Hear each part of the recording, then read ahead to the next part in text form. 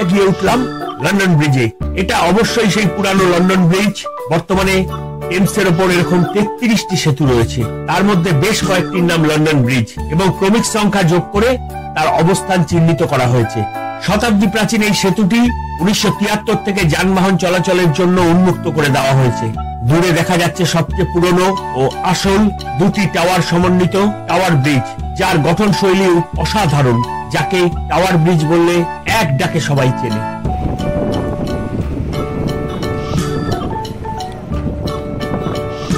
যাই হোক, এখন যে ব্রিজটির ওপর দিয়ে যাচ্ছি তার ওপর থেকে দুপাশের ছবি খুব সুন্দর।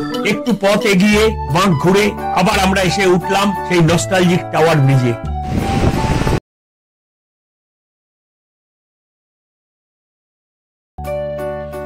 আমরা এখন টাওয়ার ব্রিজ পার হচ্ছি, অনবদ্য এই টাওয়ার ব্রিজ।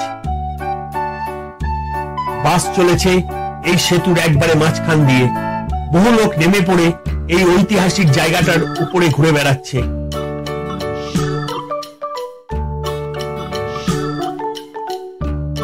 এই ব্রিজটির দুপাশে দুটি 213 ফুট উঁচু টাওয়ার রয়েছে।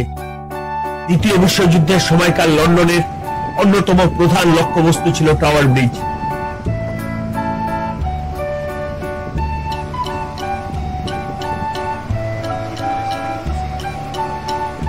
কত গল্প এলিয়টের কবিতার টাওয়ার ব্রিজ।